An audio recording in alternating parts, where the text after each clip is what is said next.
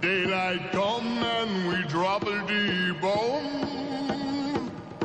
Pay, we say pay, we say pay, we say pay, we say pay, we say pay, yo.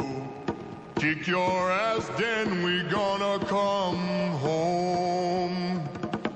George Bush say that revenge come. Payback come and we drop the bomb. Load them bombs till the morning come. Airplane come and we drop the bomb. Come, Mr. Taliban, turn over Bin Laden. Colin Powell gonna bomb his home. Come, Mr. Taliban, turn over Bin Laden. Payback come and we drop the bomb. Lift one bomb, two bomb, hit the floor. Payback come and we drop the bomb. 6 bombs, 7 bombs, 8 bombs more. Cruise missile knocking at your door. Come, Mr. Taliban, turn over Bin Laden. Colin Powell gonna bomb his home. Come, Mr. Taliban, turn over Bin Laden. Payback come and we drop the bomb. Lift one bomb, two bomb, hit the floor. Payback come and we drop the bomb. 6 bombs, 7 bombs, 8 bombs more. Cruise missile knocking at your door. Hey-oh, we said hey-oh. Kick your ass, then we won come home. KFI AM 640, more stimulating talk radio. Live from Los Angeles, it's 5:05 Sunday morning. Good morning, everybody. You've tuned into the dark side of the internet, where you get a look inside the little-known and covert world of computer hacking and learn the secrets about the internet, telephone, and computer networks, as well as tricks on your computer that you didn't think were possible. I'm your host, Kevin Mitnick. And I'm Alex Kasper. We're here every Sunday morning at about 5 a.m. to show you all the cool stuff we've found lurking around the net. You can call us at 520-1KFI or outside of L.A. at 1-800-520-1KFI. Kevin, do you remember about 10 years ago, there was a proliferation of those little, they were speed trap detectors, because all the cops, especially back east, had those little radar detectors you could use to see how fast a car was going, and they would issue you tickets based on these radar things. Yeah, I think it's still going on, especially when you're driving through Texas. Right. I heard a lot of people get trapped. The Pennsylvania Turnpike, and truckers especially love these things because, you know, you go down the highway and you see, you know, you can hear it before you get a little beep and you know that they're tailing you. That's why they had CB radio, 10 for a good buddy, right. So you could keep an eye on with the Smokies, right? The Smokies. And so they had, there was like the X band, the Y band, and now there's the new laser.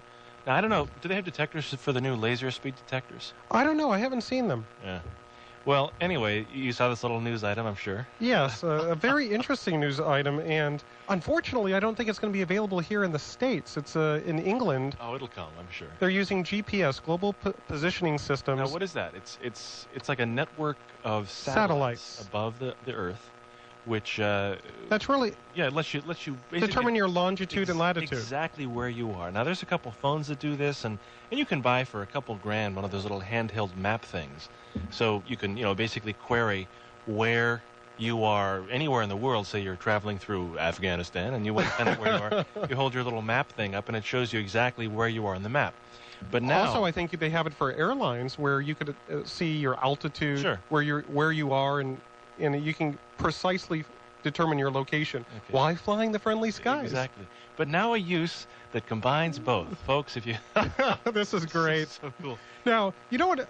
In Hollywood, and it reminds me of our friend CJ, right, about going, you have these systems set up, so if you run through a red light, it takes a little photo of you and of your face and of your license plate. Of your license plate. You get a little happy present in the mail. Yeah, something along the lines like, send us about $250 for running that red light. Way back then, when you left that bar and you didn't remember what you were doing that Saturday night, and here 30 days later you're getting a ticket with your little mugshot. Right, and there's still some question as to the legality of that, but it's still happening. You're still getting tickets. Yeah, in San Diego, I think they've ruled that they can't do it for I don't know what the legal basis I know was. it was in court, but think about this, folks. We've given you all the points. You've got a little handheld map thing, and you've got specific intersections which take your picture when you're running a red light. What is the next obvious conclusion? Well, what you need is a device that will tell you exactly where those cameras are, and they've come out with it. And yeah, a little thing you pop on your visor, does a GPS global positioning tracking of where your car is, and when you come to an intersection that has one of those cameras, it beeps at you. Exactly. You know exactly where the technology. You know exactly when the camera's coming up, so you know to slow down and be careful. And I don't know, usually I thought they have these, traps for running red lights with these camera systems. They don't have it for speeding. What do you mean traps? I mean, in other words, it's a trap that if you run a red light, it detects it and it snaps your picture. I don't think they actually take your picture if you're speeding. Well, yeah, I don't think there's a speeding one, but this one, just for red lights. And I know that there's been a lot of things in the news over the last couple of months where they adjust the times a little bit, and it's not really for safety. It's more of a money-making thing. It's, what is it, $270 when you run an intersection? That's insane. And they're it's ridiculous. Thousands and thousands of dollars a week. It's a big cash cow for the city. Right. Or the county. So GPS speed traps, hopefully one day to appear in the U.S. And it costs £380, which is about $550 American. Right. And they actually store up to 16,000 fixed locations. So they must have a lot of these cameras back in Europe. Did it say here that it automatically downloaded, or do you have to program it yourself? I don't know. I just know I know the size of the unit is about the size of a deck of cards. Right. It uses your cigarette lighter. And it looks like a traditional radar detector that you'd purchase in Radio Shack. Yeah, the next new Christmas gift, folks, if you have anyone in England. I don't know where you get it, but you can go into Wired. If you go to Wired.com, you can search for GPS races to the speeder's rescue. Right. So, and you'll learn more about it, and probably you can order it online. Sure. Now, for those that listen to our opening song for the show today, they have a music video that accompanies the lyrics. Yeah. Now, this is not the same song that was last week. This is a new one, our Osama bin Laden song. Yes. And there is a little flash movie that goes along with it. And it's hilarious. You got to check it out. If you don't do anything from the show, if you don't take any website down, this is the site you have to go to. Of course, you need to have some sort of audio so you can listen to the song as this flash is playing, and it's hilarious. And where you go is www.gotlaughs.com/funpages, plural, FUNPAGES, bin for Bin Laden, 2 .cfm. And I know for those that are driving in their car or not in a position to write this down, you're listening to the radio show while you're resting in bed, we'll have that link on the Dark Side Links next week. On the KFI webpage. Yes. And at the same place, you can also write us, leave us messages, tell us what you want to hear about. If there's anything you've ever heard of that you want to know is real, write us. We'll figure it out for you. It's the website is KFI640.com, and click on Dark Side. And you can get not only information on this show, but on past shows, as well as all the links. If, say, for example, you're drifting in and out of sleeplessness right now, or you're driving a car or a truck somewhere, this is the place to go. KFI640.com. For every link we talk about on the show, it's there. You know where to check it out. And you have to go into programming and look for the dark side of the internet and click there, and you'll be able to navigate to the links. It's pretty easy. Now, a couple weeks ago, and I don't even know if we brought it up last week, we're talking about different proxy services and what proxy services are used for if you want to maintain your privacy on the internet. You basically want to connect to that great new porn site out there, but you don't want to reveal who you are.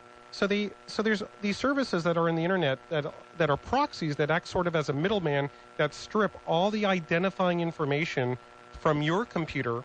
So in the logs, or when you're connecting to that porn site, let's say, they can't see where you're coming from.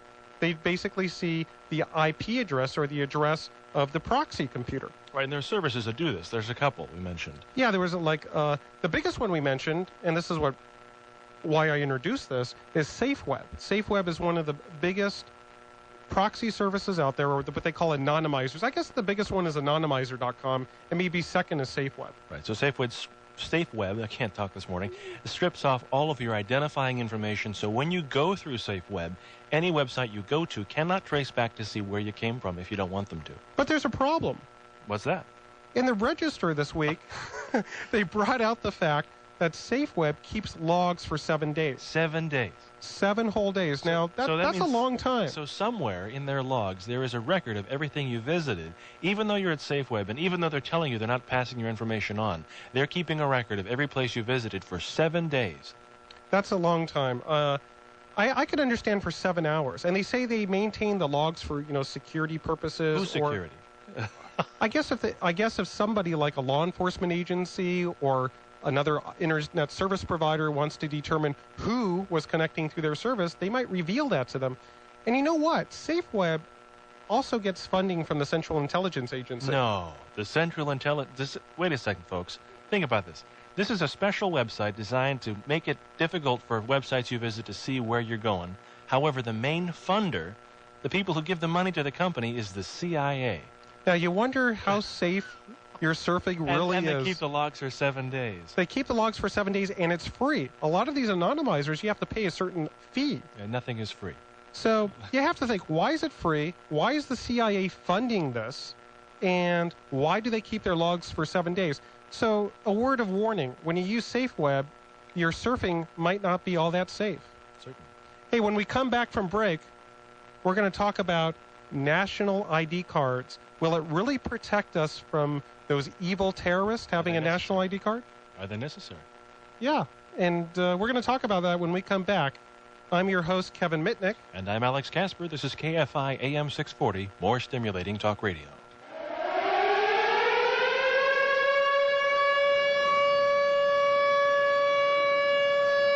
KFI AM 640, more stimulating talk radio. Thank you for tuning into the dark side of the internet. It's 5:19 on Sunday morning, and I'm your host, Kevin Mitnick. And I'm your host, Alex Kasper. What are you hearing? I'm hearing those air raid sirens.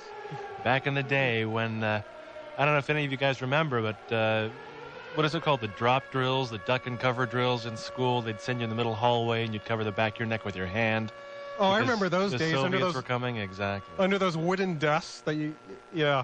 Yeah, so with all this stuff happening as a result of the terrorist bombings in New York, a lot of stuff has been brought up for, how do we prevent it from happening in the future? What do we do? Wait a second. I understand that a couple of the terrorists, I can't pronounce their names, I'm not going to even attempt to do so, used stolen passports. They actually ripped off somebody's passport. I assume it was overseas. Yeah, there's a couple people who reported that their passports were stolen, their identity was stolen, and, It's really an easy thing to do, but you'd think that stealing a passport, that the passport would have been manufactured in such a way that it would have been difficult to modify, but apparently these guys got away with it. Well, you steal it, it's yours. What else is there to do? Well, isn't there a little problem with the picture and the identifying characteristics? I don't know if they have your description. They might have looked similar. Who knows? Honestly, when someone gives you their ID, do you really look that close? If it's the same, color, skin, same look of the face. Well, these are what these customs agents at these airports are supposed to do their job and make sure that everybody that comes through matches that picture. But you know what? I don't think they do it. They scan it through the little system. They're supposed to run it into their computer. So now, Larry, this guy Larry Ellison, he's the CEO of a small company called Oracle. Yes. Gee, it's a database company. Does that ring any bells? A database company that checks databases has brought up an interesting solution to the entire terrorist problem. And that's a national ID card. Yeah, no longer a driver's license, now a little, I am a United States citizen. You carry it with you at all times. Yeah, those little credit card, those new credit cards you get now with the little smart chip? Yeah. Well, what they want to do is they want to have a national ID card that has data on you, and you're assigned a national number. So everybody that's issued this card would have a unique number assigned to them, like a social security number, and it would store a biometric, such as a retina scan or your fingerprint, and your regular information, your name, your address, your description, and so on and so forth. Kevin, it's really making me sick seeing all these people just kind of trying to take advantage of this terrorist thing to push their own agenda. We've got all this The laws that are being pushed through will go through later on some of the music stuff that's being pushed through as a result. But it's like everyone's jumping on this bandwagon and pushing their own agenda. This guy sells a database product. But That's he what says he's going to offer the software for free. Of course, but think of the prestige you will get by being the provider of the National Identification Card System, Oracle. That's the one, so you can trust us with your data. It's all about branding. They'll brand it's Oracle. Amazing. So what does a national ID card get us? Big deal. You got a little piece of paper in your wallet that says you're a U.S. citizen. How is that going to stop any terrorism at all? But wait a second. How easy is it today to get a driver's license or social security card? What do you really need? 2 forms of identity, one of them being a birth certificate. So here's how you get a birth certificate. You go look up someone who was basically your own age, who maybe died at birth. You get a copy. You take, a big silver dollar. You put it underneath the copy you make. Bang your shoe on it so it looks like it's got a little a raised indentation so it's authentic. Take it in to talk to some woman who's going to look at you really hard for about a minute and say, okay, honey, and then you got it. Or a better way is you apply for the deceased person's or somebody that's currently living their real birth certificate. What do you really need to know? The person's full name, their date of birth, their place of birth, their mother's name, their father's name. Basically, based on information that we're going to discuss how you can get later in the show, you can just apply for anyone's birth certificate for, under $10. Yes. And then you become them. Because it sounds good. It sounds great. Hey, that's a great idea. Let's get behind the national ID card thing, and we'll issue everyone a national ID card. But think of the money. This will cost billions of dollars. The 2.5. The authentication, the issuance, all the people who want to change one. It's for what? But wait a second. What would be good for that ID card is some sort of authentication. So you want to go purchase some goods to prove that you are who you say you are. You have your driver's license. What's the difference? You still need how are you going to prove that you're a citizen? What are they going to do? Take your blood at birth or something? What the difference is, it will have a biometric, which is a stronger form of security, as you know. That way you have 2 things. You have something that you possess and something that you are. So it's using your fingerprint, a retina scan, or or your DNA, some sort of biometric that's in this government database, which I'm sure is going to be really well protected so none of these hackers can get in and get to the data. Just like with every driver's license bureau out there, even though they have laws, I think it's the DPPA, the Drivers Protection Act. I forgot what the acronym stands for. But all these acronyms of all these different laws and statutes, forget it. But what it's supposed to do is states are not given the liberty to disclose driver's license information anymore because remember what happened to, Rebecca Schaefer, the actress? Right, she was the actress who got shot by the psycho who looked her up using the DMV record system. No, he went into DMV, paid $10 and got her address. And showed up at her door one morning and shot her in the stomach and killed her. But think about that for a second, folks. Maybe you missed the irony. Okay, you have a national ID card system, and say in 10 years, you've got some sort of scanning thing at every liquor store and library. You walk in, you scan your ID, it goes into a central database, and now you've got a central database somewhere that is controlled by the government. Controlled by the government and tracks your every move, every place you go, everything you do, everything you buy, anything you do that's even a little bit sneaky. Say you buy alcohol or you buy cigarettes or anything that would require an ID, probably at some point would need to be scanned to check and see if it's valid. So now this information is here, and the government is telling us, or whoever is pushing this, Mr. Ellison, that, well, yeah, it's in the database, but a hacker would never get it. And a hacker could get it. See, there's always going to be some mafia people who gets in there and, yeah, I want to find out more about this guy, so it's there. The bottom line is when people have access to information, people can be paid off to get the information. We know that there's information brokers that you can even find on the internet, services that you could order online where you can get confidential information, including driver's license information, credit header information, and so on and so forth. That will always be the case. It will never be locked down. No database is secure, ever. So here's this national database that has compiled all this information, because the only way this is going to be effective is the problem is you have all these databases that already exist about us, but they're not linked together. So sometimes the left hand doesn't know what the right hand's doing. So what the intentions of this is to have all the criminal history databases linked, immigration, the INS, the Immigration and Naturalization Service, and have it all linked together, and then keep track of every citizen's movement. So when you go purchase something at Ralph's, instead of using your Ralph's card, you scan in your driver's license. Yeah, unfortunately, I think it's probably going to happen, but it is a bad idea. No question, no mistake in my mind. And really, is it really going to stop terrorism? If we had a national ID card back before the September 11th attacks, what would it do? What would have it done? What would have it accomplished? Now, I could understand giving up your right to privacy in exchange for an equal share of security. Like how? What would you say is an equal share of security? I don't know, like during the war, let's say, giving the government, expanded power to, let's say, do like a roving wiretap, where they could, if they have a terrorist they're following, they don't have to get a court order for each phone that person's using. They're following someone. But the thing is, these are systems that are going to be put in place as a result of this, some sort of knee-jerk reaction, and we'll have to deal with it after we get this problem taken care of. Hey, we want to know what you think about a national ID card. Do you think it's really going to stop terrorism? Do you mind having a national ID card and having a database compiled about you, to have a dossier about every move you make? We'd like to know. Call us at 520-1KFI in Los Angeles. Or 1-800-520-1KFI.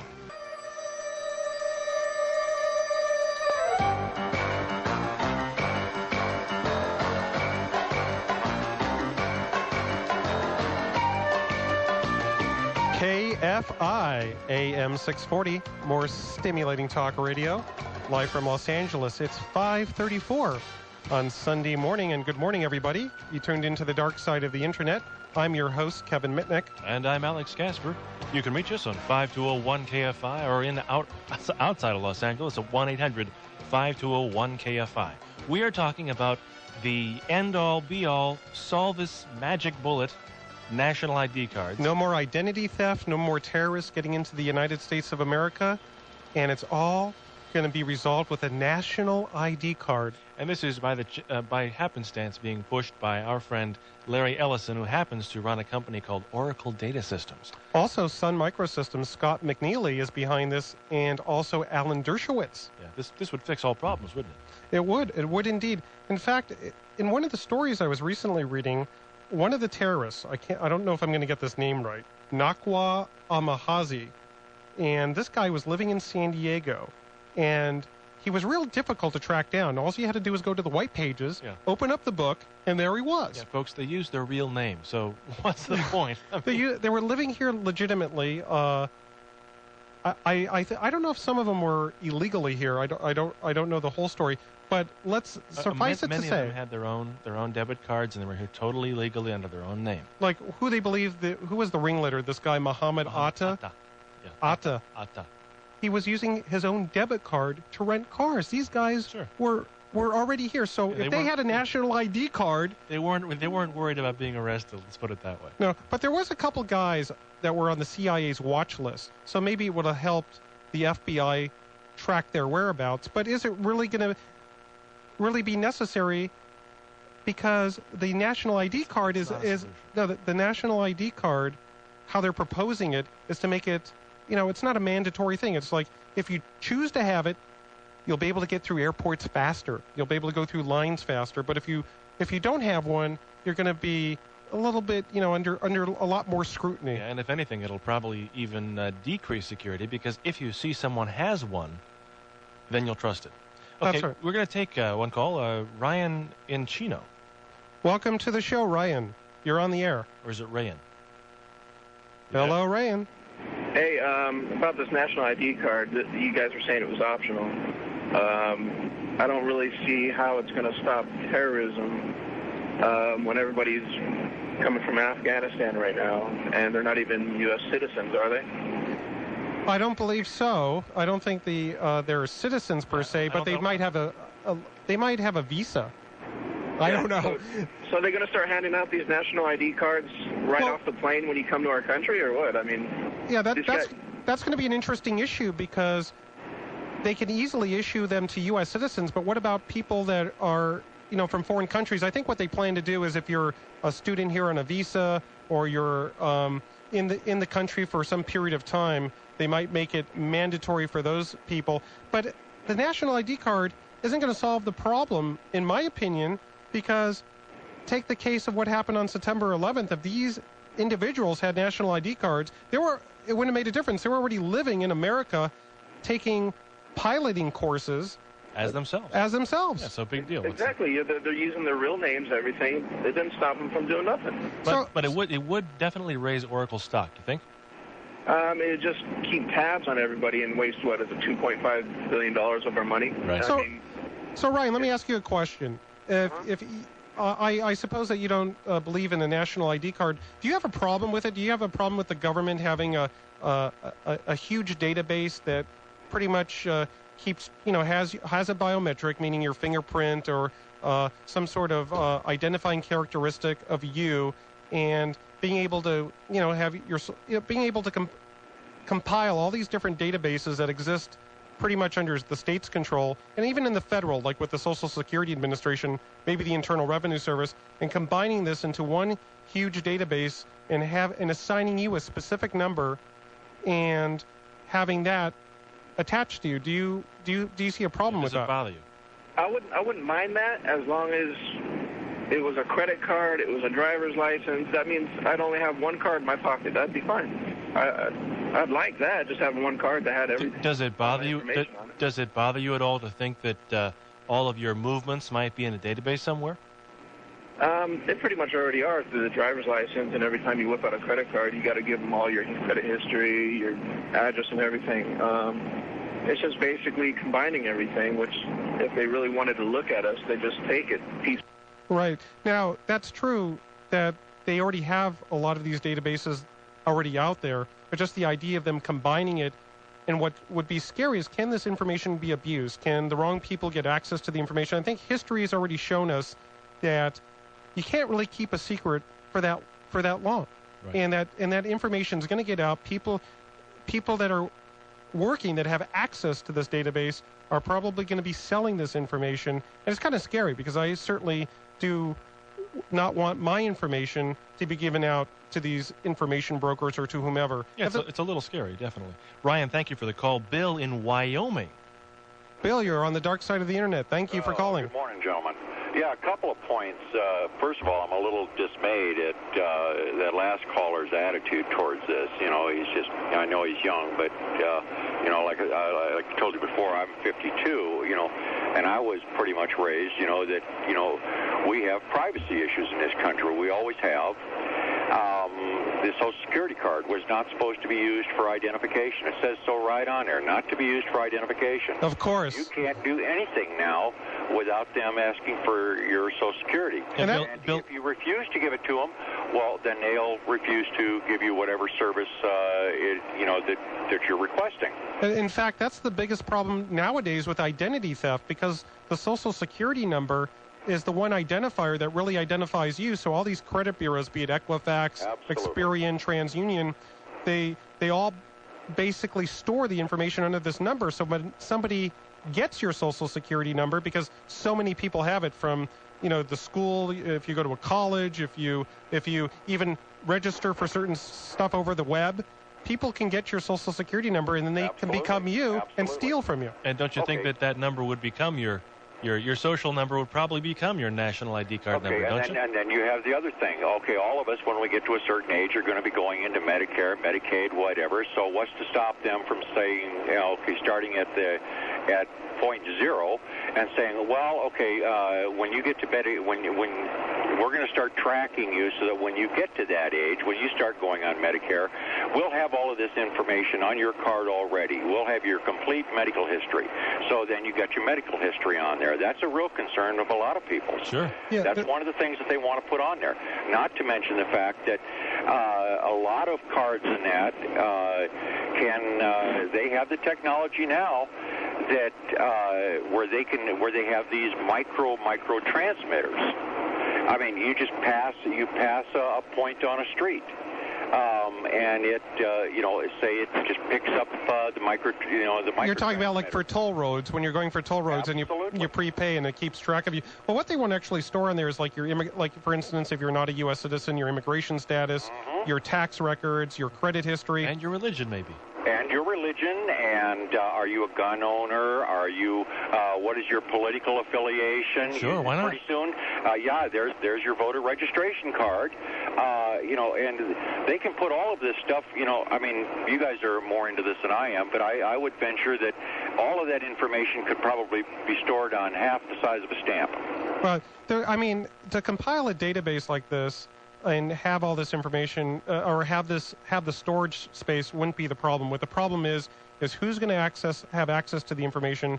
I mean, history has already told us that in previous times, information was abused. I mean, back in the J. Edgar Hoover days. Certainly, or even back in Nazi Germany. Yeah, they gathered up all the Jews. I mean, how do you think they knew? They kept track somewhere. And they have now class distinctions, so they have these national ID cards, and could that actually create some sort of discrimination? Sure. Bill, thank you very much for the call.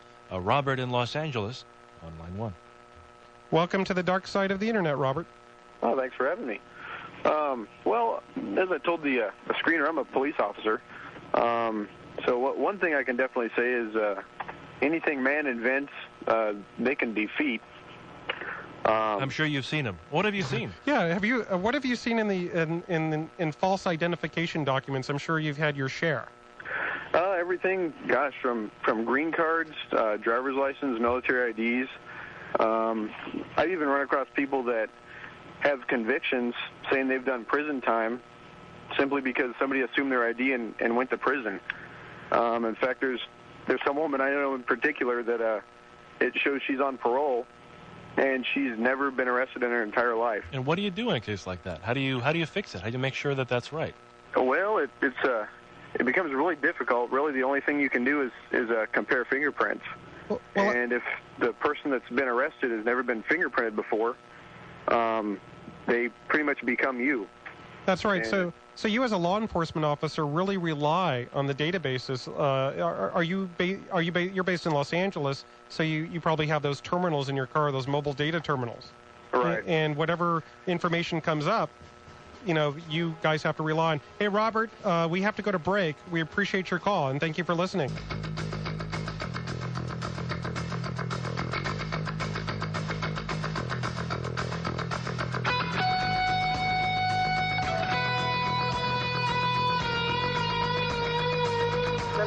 ID hotline. You can get novelty items from any state, province, or country. Be who you want, anyone you want. Be married to whoever you want, whenever you want. Marriage certificates, birth certificates, social security cards, alien ID, international ID, any type of novelty item you require. Divorce certificates, death certificates, ED certificates, high school diplomas, university diplomas from anywhere, any place worldwide. And if we don't have it, we will make it. Bounty hunter ID or security ID, police ID. You name it, we've got it. And if we don't have it, we will make it.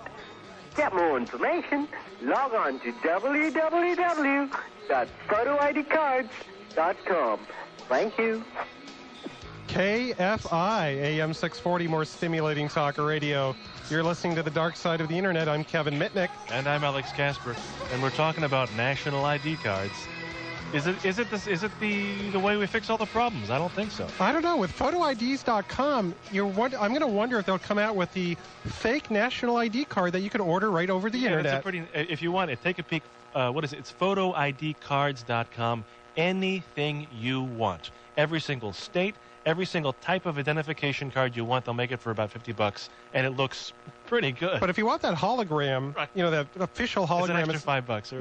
No, it's an extra $80-something. $80, big deal. No, so what? You can get CIA ID, FBI ID, military ID, police ID, anything. They'll do it, and it's in that particular place is in Canada, and apparently it's novelty ID. So to get through United States Customs, you have to write novelty ID on it. Yeah, because it's all for fun. You just bring it out at a party. People laugh. Hey, it's worth a couple $100, isn't it? Sure it is. Hey, I remember years ago there was this company called Eden Press in Fountain Valley. It was run by this guy, Barry Reed. Right. And they used to have those little, the fake IDs, and you'd have to send them a Polaroid picture of yourself. And then it would say not a government document on it, but if you take a scissors and you cut that portion off, it just so happened to fit in your wallet perfectly. It was amazing. I'm sure it was just a coincidence. Certainly. So we're talking about national ID cards, and will it really protect us from terrorism? And we think not. What's next? Well, I think we need to talk about... we got this guy here talking about implanted chips. implanted chips. Well, let's talk to John. Hey, John, what's this thing about implanted chips you're talking about? Welcome to the dark side, John. John? You there? Yes, I am. Hello? Hi, John. Welcome to the dark side of the internet. I can hear you loud and clear. Great. Yeah, the point I wanted to make was that right now they're talking about the printing ID cards. Well, people can make fake ID cards like Photo.com can. So the next step would be just go ahead and implant a chip into everybody, and then they can keep track of us that way. The New World Order. Yeah. You know, in the Bible they talk about they're doing it already with dogs and cats, aren't they? They got the little thing they stick in your neck or in the dog's neck. Oh yeah, that's been out for a while. Yeah, and in the Bible they talk about the mark of the beast, and if you don't have this mark, you won't be able to buy, sell, or trade. Well, does this kind of fit into all that? Well, that's one way of looking at it, John. Yeah, mark of the beast. Hey, thank you for calling, John. We appreciate your call. Hey, let's go to Doug in Sylmar. He seems to have an interesting question. Doug, welcome to the dark side of the internet. Yeah, well, it's just the same as the previous caller. It's just one more step. With the ID card, they can still stop us from buying or selling if they make it mandatory. Excuse me, they can stop you from buying or selling what? Anything. I mean, you go to the market, they track you there. With the club cards. Well, the only way this would really work is if there were certain rules, regulations, and statutes that governed how the national ID card could be used. So they can't demand it in a supermarket when you're buying something, or if you're going through a toll road, they can't demand it. It would have to be in certain limited circumstances to really work. Otherwise, it would be it'd be like back in Germany, show us your papers, please. Yeah, but think about this for a second. When the Social Security number was issued, it was said back then in the 30s. Was it 30s or 40s? I forget when they issued it. It was before my time. Yeah, it would never be used as a national identification card. What is the next logical step? If a national ID card is issued, you know that the number in that card is going to be your Social Security number. It just will be. There's no way they're going to come up with a new numbering system. That'll be it. Well, first of all, they'll make a law against it, but just like the Social Security number, it will be legislated away. People will just ignore it, and It will become the new identifier. Yeah, so if they say, well, hey, your card will never require you to use your card. Your card will never be required. In another 10 years it will be. And it's just a very slowly way to erode our freedom. Yeah. Well, thank you for calling, Doug. We appreciate your call to the dark side of the internet. Let's talk a little bit about some websites that are pretty interesting. If you have a problem with telemarketers calling, yeah, and they're just a pain in the butt. They call you during dinner. They annoy you. It's you. I had this guy calling me last week constantly because I dropped one of those cards at the mall to win a Ford Explorer. Of course. So I get this call saying, you won $750 worth of merchandise. Just come and pick it up. And it's always at dinner time. What is the deal with that? Why do they always call at 6:30 when you're middle of eating and you get some call, hello, I'm calling from this phone company, you got the best rates? Yeah, because they know you're home. But what the whole deal was is you won a prize, $750 worth of merchandise, who knows what it was, but you have to listen to a timeshare pitch. Right. So what this was a marketing tool to be able to get leads, so they can cold call people. Cold call people. Yeah, God, and my tongue twisted. Tongue's a little bit twisted at 5:55 in the morning. How do you stop these jerks from calling you? There's a fun way. You can say that what you're supposed to be able to do is say, place me on your do not call list. So that doesn't always work. There's a little secret we found, a little website that has a magic special tone that their system will hear and not call you anymore. Right, it's called a standard information tone. Or SIT, and we don't have any recordings of it to play you, but you've all heard it before. When you hear a recording, it goes dee-dee-dee. That recording is heard by the equipment at the telemarketer's end, and they say, hey, it's disconnected. So you get a recording of that little three-tone sound, you put it on your answering machine. Or your voicemail. And they think it's disconnected. They don't call you anymore. You can get that recording. The site is www.s-like-sugar-cn.org/ I hate giving out these websites like this, /tilde-mark. Yeah. Never mind. I'm not going to give out this website because there's no way you're going to be able to write this down. Just check out KFI 640 at the end of the show. We'll have it on our Dark Side Links page next week, KFI640.com. Another thing with the ringtones, I guess the music industry is now trying to license ringtones. Well, not quite. It's not the ringtones. It's the tone of you dialing. No. Also ringtones. They look at it as a multi-million-dollar industry. So with those little neat Nokia phones, they actually want to license those tunes. Right. Because, some artists develop that. And they're going to start charging for it. In fact, one of the best sites to get ringtones at yourmobile.com actually they charge you like $1 or $2. Oh, yeah. Like I have I Love Lucy on my phone. If you call, it rings the I Love Lucy sound. You can get those at yourmobile.com and the-mobile.net. Yeah, the-mobile.net is free. Right. You basically have to register, so you have to give up a little bit of information about yourself. So they can call you later. Exactly. So they can sell you that timeshare.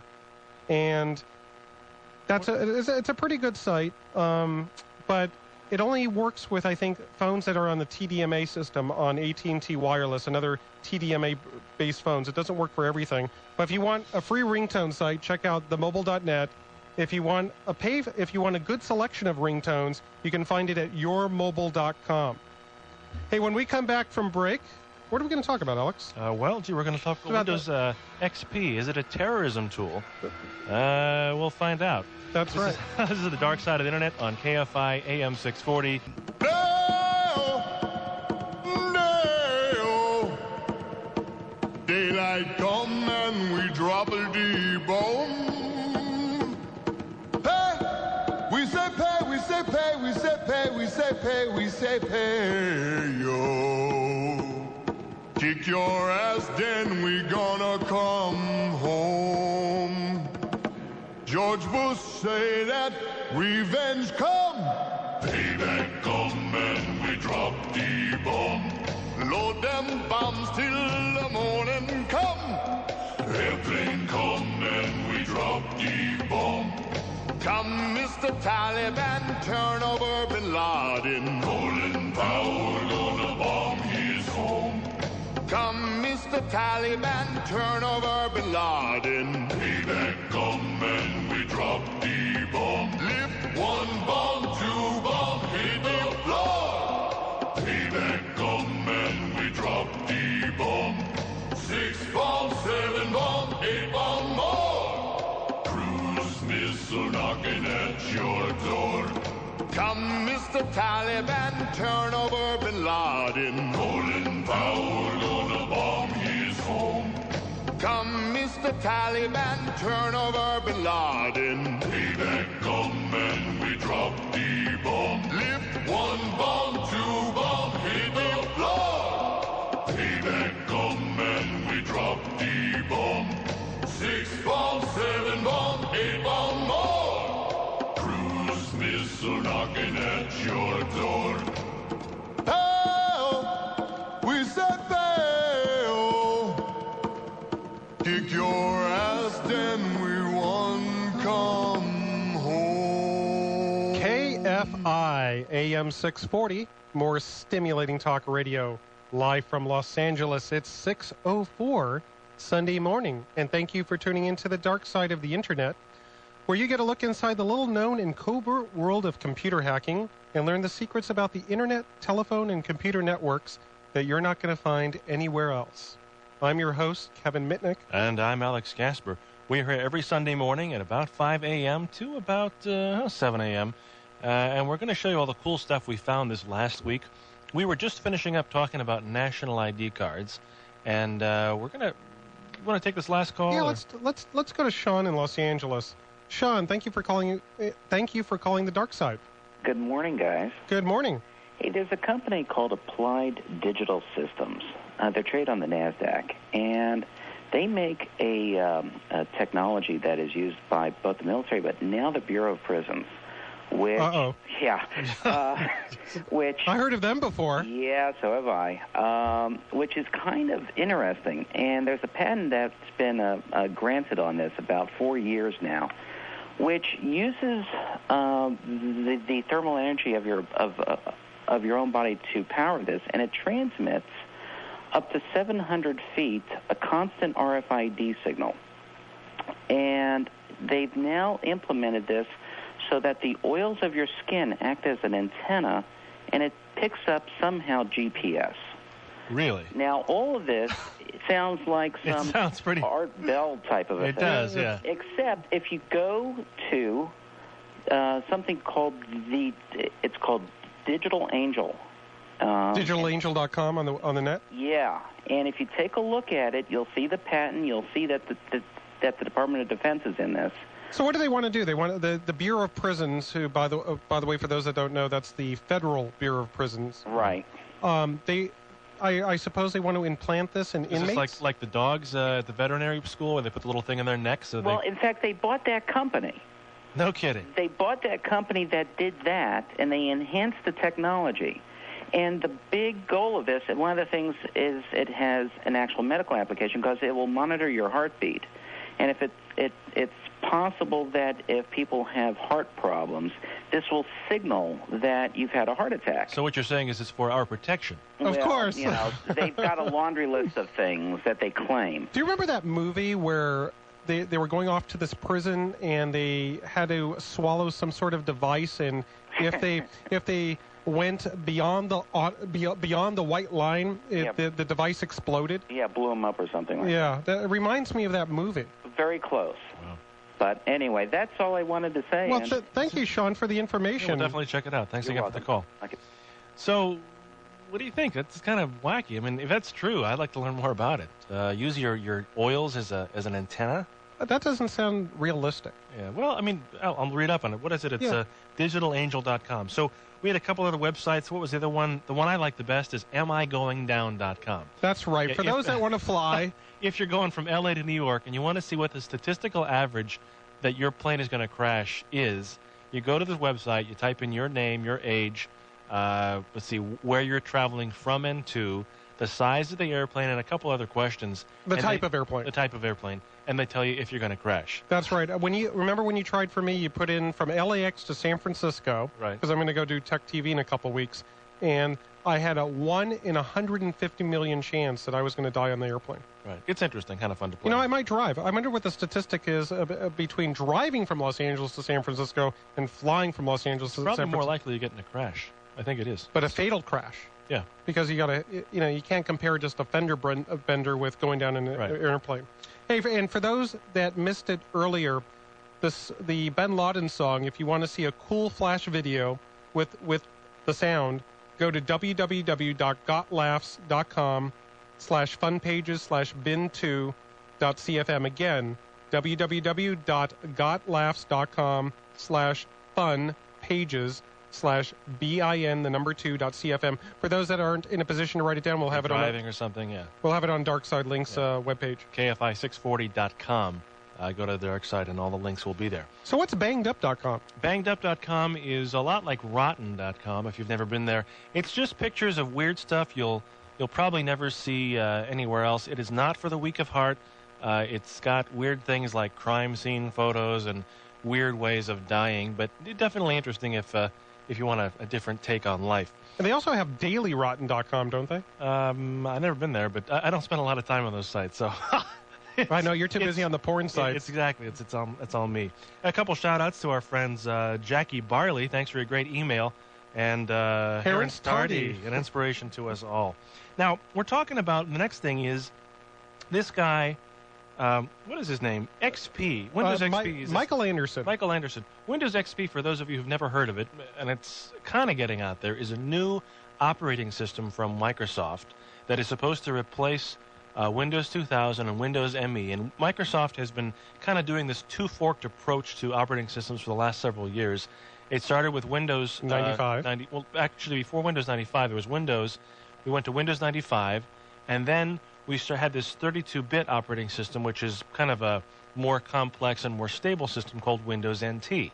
So we had these two different operating systems that were being supported by Microsoft, one for business, which was Windows NT, and one for home, which was Windows 95. Then we kind of moved up the scale, Windows 2000 on the business side, Windows 98 on the home side, and now Windows XP is where we're going to merge both the business computer side and the home computer side into one operating system called Windows XP.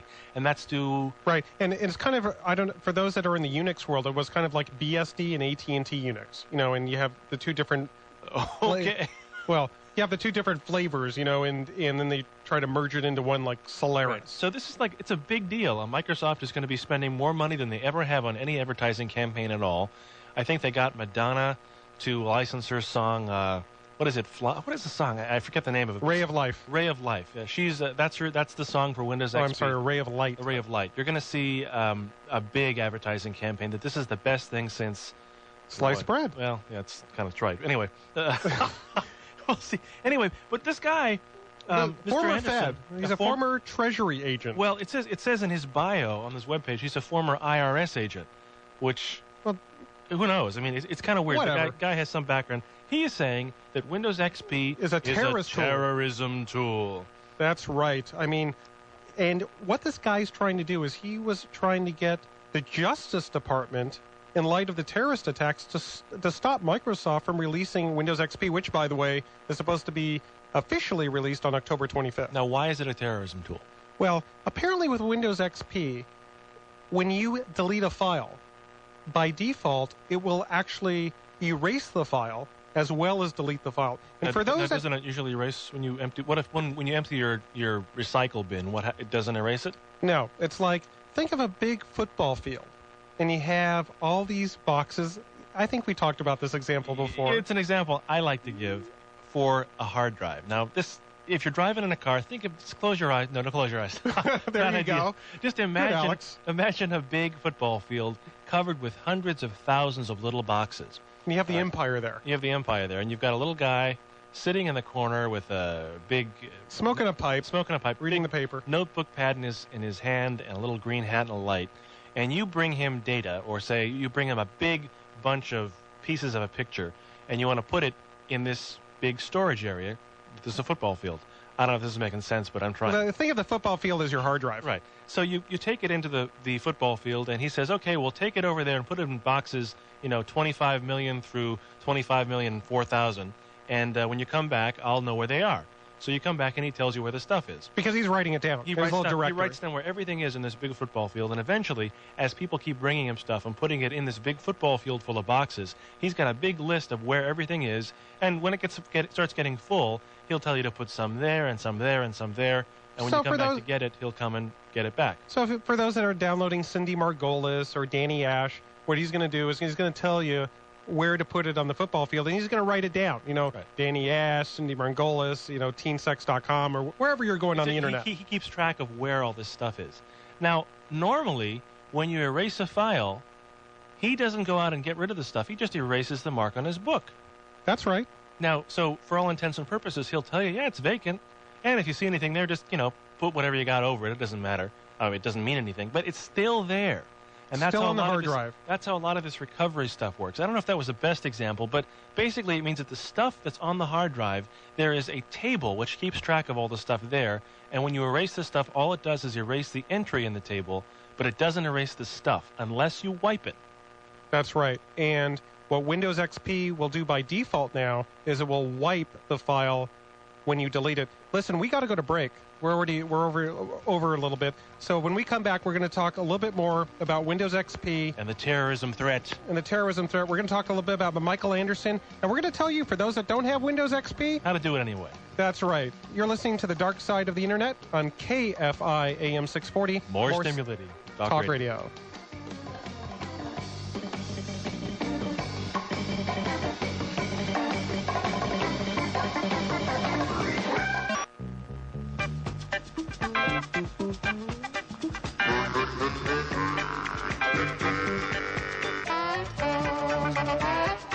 Thank you for tuning in to the Dark Side of the Internet. I'm your host, Kevin Mitnick. And I'm Alex Kasper. And we're talking about the terrorism threat. No, I said that. A terrorism threat of Windows XP. It is a terrorism threat.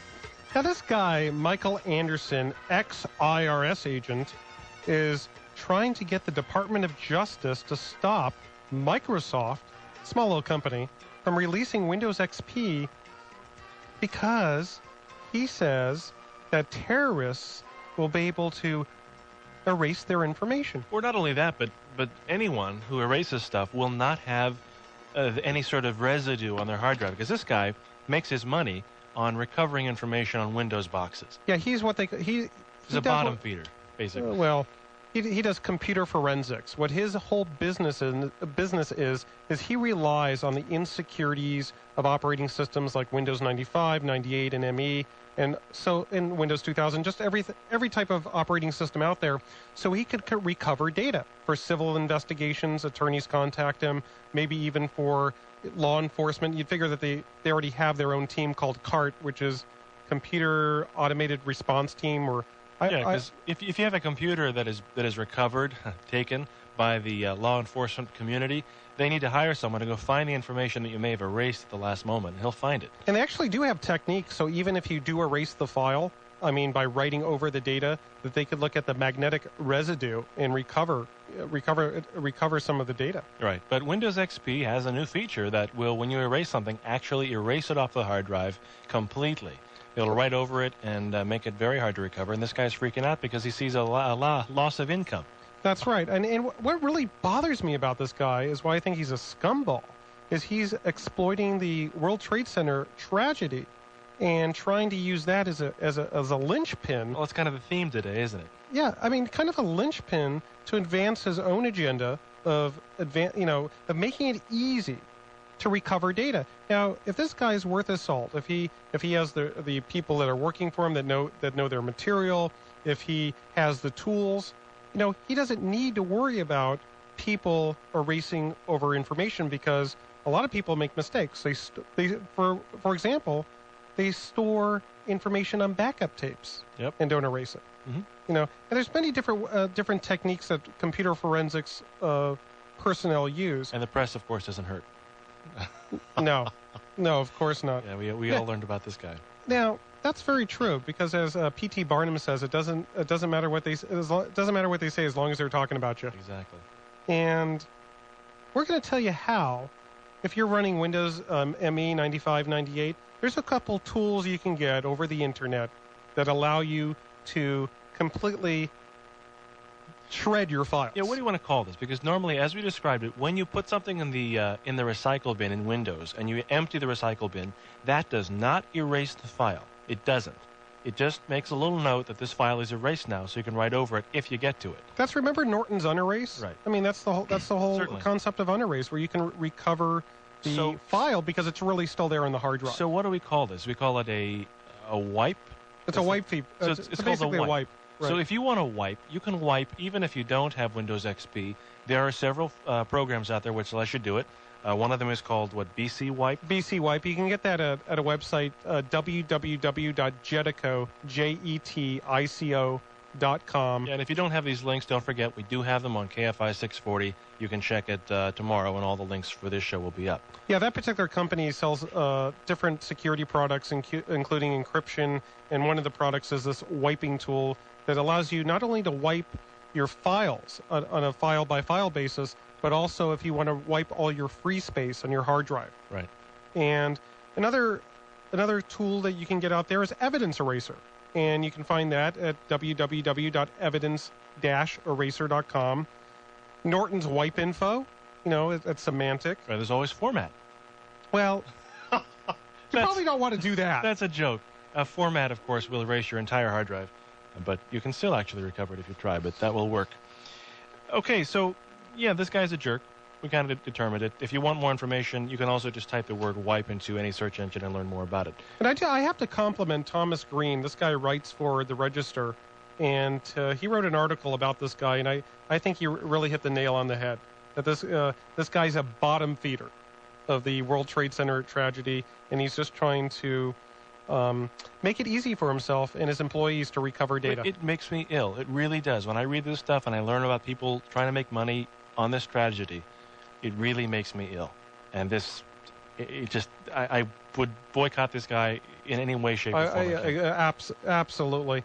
And companies and even end users out there for personal use, if you have any sensitive information that you no longer need, like customer orders, customer information, you should completely erase that information. That way you protect yourself in the event somebody gets unauthorized access to your computer. Sure. Let's go to Tom in San Diego. He has a question that we're going to find out what it is. Go ahead, Tom. Tom, you there? Oh, hi, Kevin. Yes, welcome to the dark side, Tom. Oh, thank you. Hey, Kevin, before I get to my question, I just want to follow up on a comment where you were just talking about the wipe programs. Pretty Good Privacy also has the wipe on their program. Right. That's right, yeah, PGP. Yeah, PGP, and you can get that, I think, at pgpi.com. Right, because I've been using that, and that works pretty good, I think, no? Yeah, they all pretty much work the same because they basically wipe over the information with some sort of value. I guess it's hex zeros. Zeros and ones, yeah. Cool. Anyway, I don't use it myself. I can't use a computer yet. So Alex does all my typing for me. Not really. Well, so we have other people type for you too. I'm just kidding. Anyway, I'm going to get to my question. I bought a new computer last week, and it came pre-installed with the Windows XP. So I guess I'm kind of lucky in a way that I guess my information is going to be wiped pretty good. What do you think of it so far? So far I like it. It seems pretty cool. The question and problem I had is, I registered it and just online, did the online registration. Mm-hmm. To the product activation manager. Yeah, okay. Yeah, but now I just noticed in the past couple of days when I went into my files to clean out all the cookies that are on there, that all the cookies have my name on it, and there's actually a folder in here that the system created with my name, my first and last name on it. Well, that's because and it won't let me change it or delete it. Well, that's probably why it has your name on the cookie. I know. You could have multiple users under Windows XP. Yeah, what did you upgrade from? I was running in Windows 2000. No, I don't know Windows 95. I was using. Well, don't forget you upgraded from the consumer version to this new combination of the consumer and business version, and in the business versions of Windows products like NT and up, NT 2000. There is a completely different aspect to the system, which means that you can set individual privacy and access based on your username. Mm-hmm. It's always been the case in Windows NT. So you will see some things you're not used to in this XP product because you control everything based on the user of the computer. It's just the way it is, unfortunately or fortunately, depending on how you look at it. Now, Tom, the cookies that you have that have a username attached, is that the username you log into when you start up Windows XP? Yes. Okay.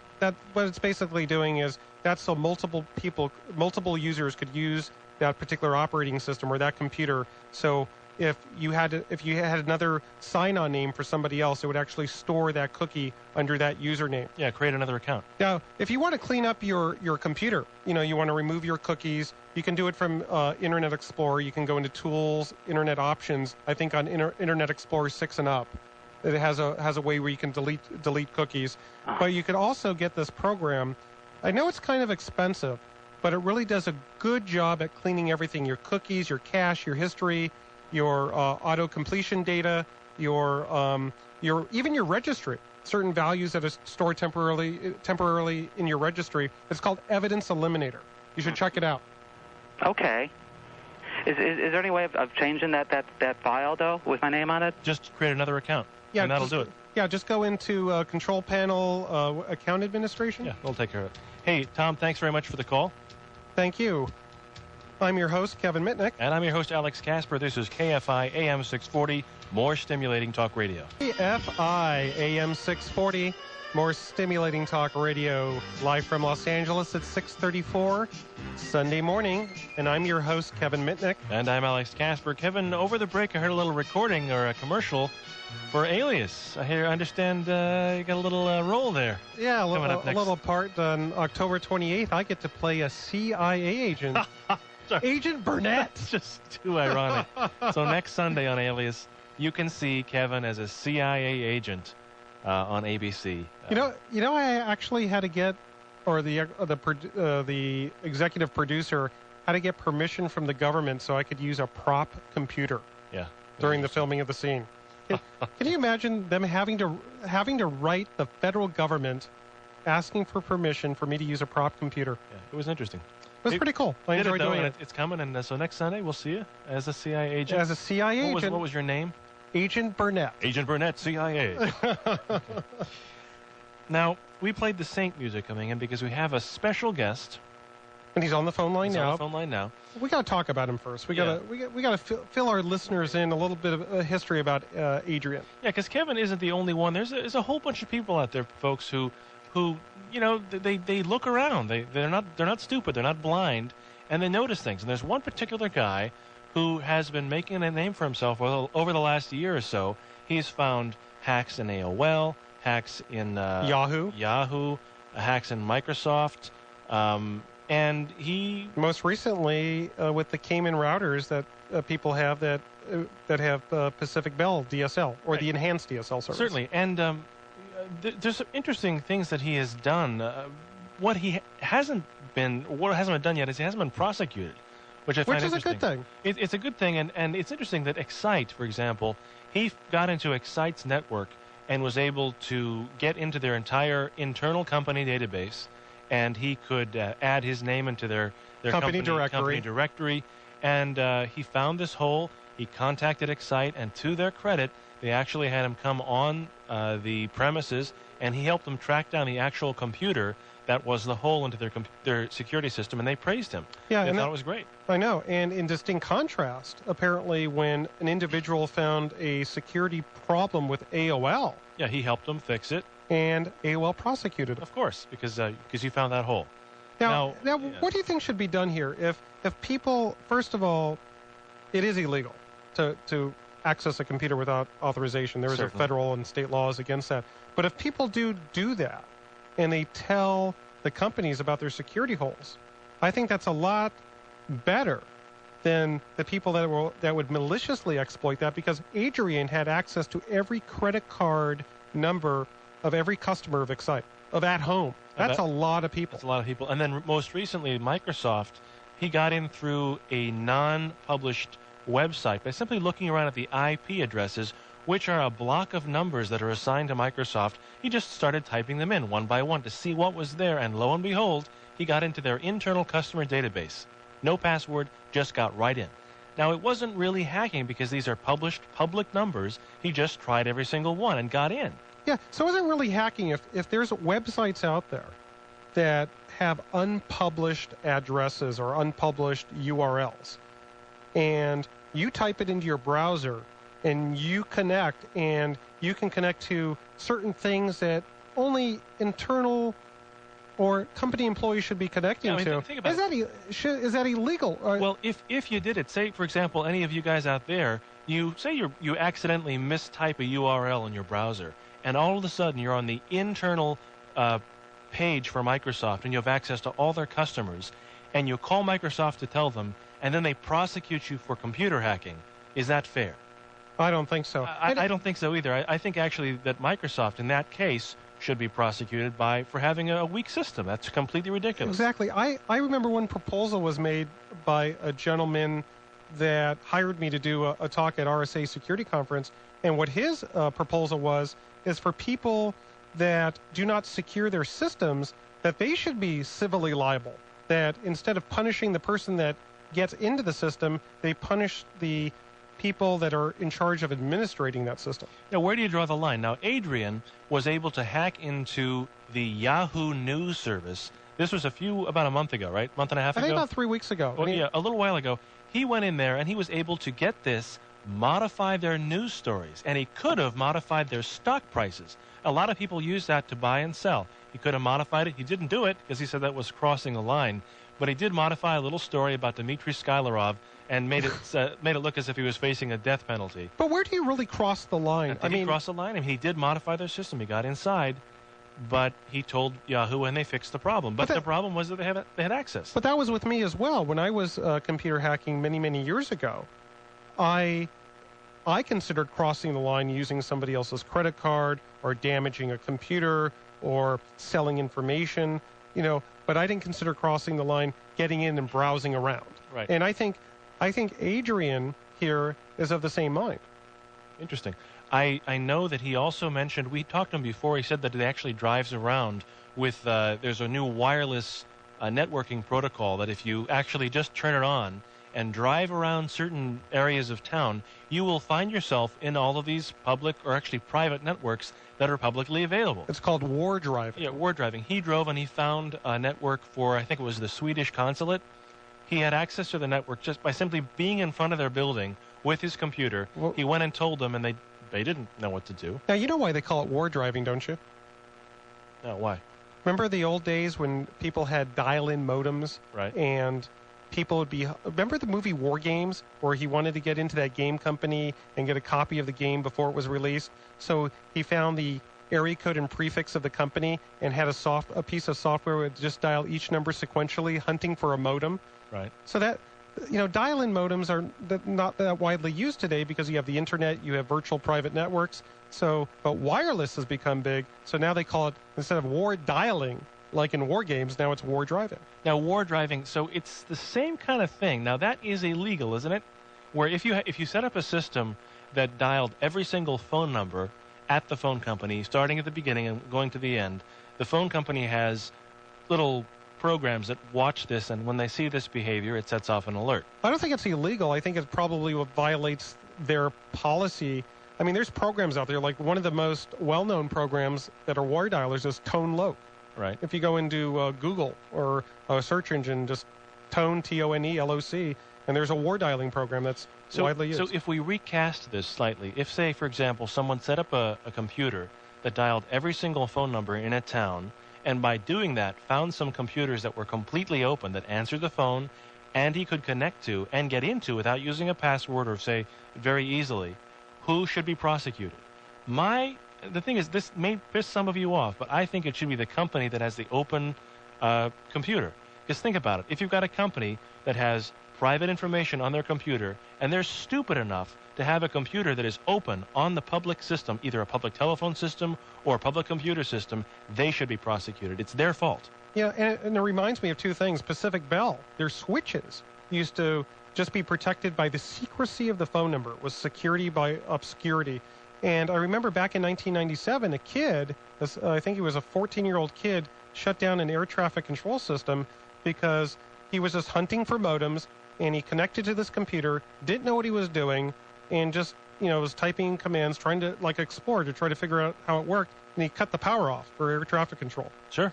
So it's a pretty scary thing. And he got prosecuted. Yeah, he got prosecuted, but I can't believe that they would have these systems set up so insecurely, especially for something as critical as an air traffic control system. Yeah, that's ridiculous. It's absolutely ridiculous. And what's going to happen is I think we're going to see more of this coming up.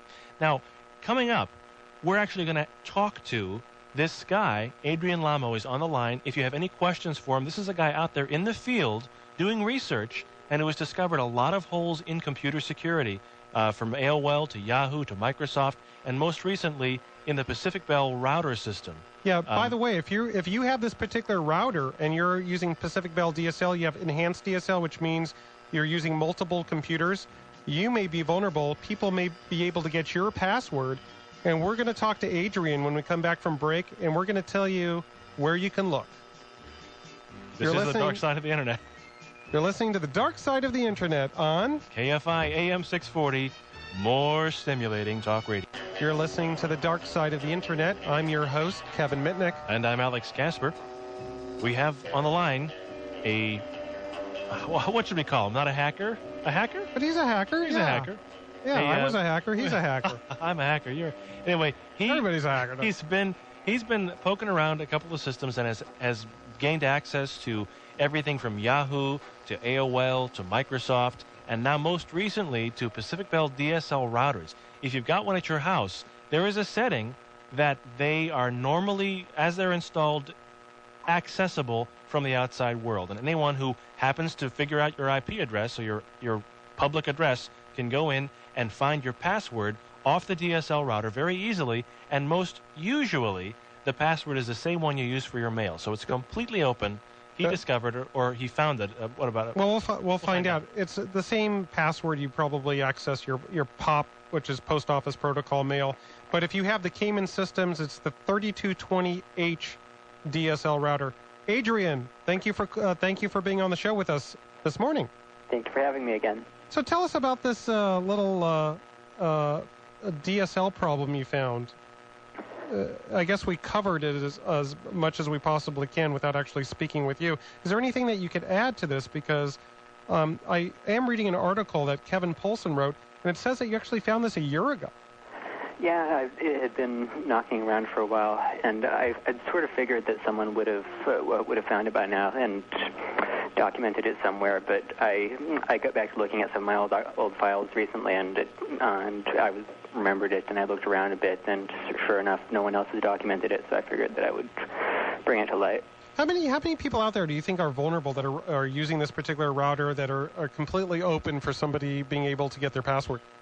Well, I did a cursory scan, and mind you, I'm on a dial-up connection. It's not terribly fast, but still, from my humble dial-up connection, a quick scan in the course of about maybe 30 minutes brought back close to 1,000 users that were vulnerable in a couple different states. Now, this is in 30 minutes. You were able to get 1,000 Pacific Bell user accounts and passwords. I didn't actually harvest the passwords immediately there. I just tested to make sure that they were actually, in fact, vulnerable. But they're there. And if you wanted to, you could get them right now. It could have been automated. Like if I had wanted to, one could have run a script that would have, that at the same time as testing for the vulnerability, could have gone ahead and grabbed them right then and there. So you basically found 1,000 vulnerable sites, and if you just wanted to, you could have reconnected, and you could have displayed the router configuration, and right there you could have looked at the password. Yep, and one thing that to me was sort of an amalgamated interesting vulnerability adding on to this is PacBell, for reasons all their own, when you log into their customer information website using these passwords, apart from displaying the telephone number and the address and the name information, it also displays one digit of the 3-digit customer validator, which is something that you need to do if you want to use, say, their phone number as a calling card or make changes to their account. And it seems totally unnecessary to me because that leaves you with only 99 digits to crack a computer. So wait a second. If I were to, say, figure out someone's IP address and log into their router at home, get into that router, pull their password out, I could then log into the Pacific Bell website and get their their actual name and address and phone number? Yep, and and the one digit of their customer validator. So this is just doing a minimal scan on using a dial-up connection. In 30 minutes, you got access to 1,000 usernames, and with a little more work, you could get their name, their address, and even their phone number. And how about their phone records, Adrian? Can you pull up your own phone bill? Well, as I was getting to, with the one digit of the customer validator that's displayed, that only leaves you with 99 to crack, which with any decent web connection would take under a minute. And with that 3-digit number, which is the number that appears next to your phone number on your telephone bill, which is partially displayed on the website, from there you're essentially God insofar as their account is concerned. You can call up and have anything done to the account. You can sign up to see their phone bill online. You can have changes made. You can use their telephone number as a calling card and bill calls to them. And mind you, 999 different possibilities isn't all that much either, but bringing it down to 99 by displaying the parcel number. Sorry, that's just, now what happened? Now, so you finally decided to bring it to light. What does that mean? How did you bring it to light? And how many other people out there that you may have heard of or know about are actually using this for some sort of illicit purposes? I'm sure that now that it's public information, that people are abusing this. I would really hesitate to speculate, but I would hope that even with the information contained in the article, it's for the average person that would be interested in exploiting this for personal malicious purposes. It's not incredibly straightforward on how to go about doing it. It's not terribly difficult to find either, but there's a lot of different subpages in the router configuration. And there's one in particular that when you look at the source, it tells you the password. Hey, okay. Let's go on to a different subject real quick, because I know we don't have that much time left. We have about 6 minutes. Tell us about the Microsoft hack that you were involved with, being able to access customer information. That really floored me. I didn't. It was the last thing that I expected to find. I was looking around early in the morning, and I figured, well, it's Microsoft. They've had so many issues with privacy, and they've had so many issues with security that you have to imagine that by now they're going to have picked up a few clues along the way. Now, you do know that their head of Microsoft security, the security team, has published an essay talking about not sharing security vulnerabilities. In other words, denouncing people in the security community that practice what they call full disclosure, publishing the details of security flaws and also proof of concept, programs that demonstrate that these flaws really do exist. And he really denounced it and put a call to arms to basically eliminate what he called information anarchy. Yeah, Scott Culp, the head of Microsoft Security, said that you shouldn't tell people this because it's anarchy and it'll just destroy everything. What do you think about that?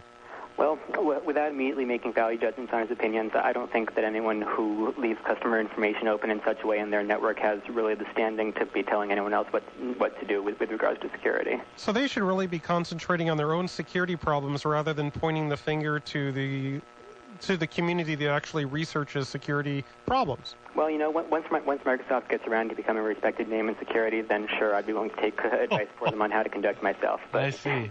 In the meantime, I think that they should look after their own affairs. So what were you able to find? Just about everything short of the actual credit card number. That was not displayed, but that type of credit card was.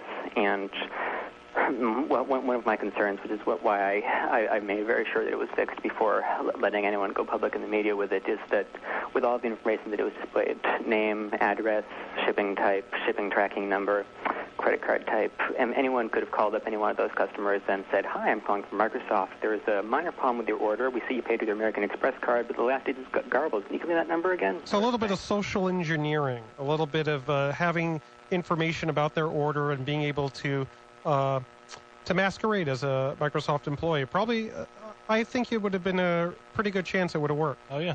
Now, I don't think anyone would question someone that called up and had all of that information and just wanted a quick piece of clarification on the billing information. So if... sorry to interrupt, but you had some people that were obviously bringing in some pretty big-ticket items, like people buying $2,500 Microsoft Developer Network subscriptions. That these were not, say, your average garden variety $500 credit limit secured silver card. So if I went and ordered Windows XP and had it shipped to me via mail, you would have been able to look up my personal information. It would have been right there. I actually found a number of reasonably well-known people in there. Really? Now, when you looked at this database, do you have any idea of how big the database was? Was it just a regional database, or was it, how big was it? This was a Microsoft customer database, right? This is correct. How big was it? Again, I would hesitate to guesstimate, but I will say that one thing, it was a global database. There were customers in there ranging from right here in California all the way off to the UK and Germany. And even if you just had the numbers from Microsoft Developer Network alone and the people that ordered MSDN subscriptions, that would be quite a few. And when you factor in everyone else who ordered a lot of the free products that Microsoft offers, like there are people in there who had ordered free CDs that you can get when you buy a Windows CE palm-top device. So when you typed in, say, a common last name, how many listings did you get? For some common last names, it ranged into the thousands. For other more common ones, such as, say, Kennedy, it didn't bring back any listings because the amount of data that the server tried to produce was such that it just sort of hung there, and it would take about 15 or 20 minutes before it recovered from the amount of data it was trying to process. Yeah, because of so many names. Hey, Adrian, we don't have that much time left. Why do you do it? Well, a big part of it is curiosity. I hate to oversimplify, but I really want to know what's out there. And with regards to some of the reasons that I do it in the exact way I do, there's a real shortage of positive hacking role models. Now, I don't want to be a role model. I definitely don't think I'm cut out to be a role model. But it's nice to have at least some people that are starting out there be able to see someone who's doing something, not doing damage, and not getting prosecuted for bringing it to light. Right. Now, aren't you afraid of being prosecuted by some federal or state authorities, especially in light of this whole hacking as terrorism stuff floating around Capitol Hill? It's a concern. It could happen, but if it were to happen, I wouldn't regret or change anything that I've done so far.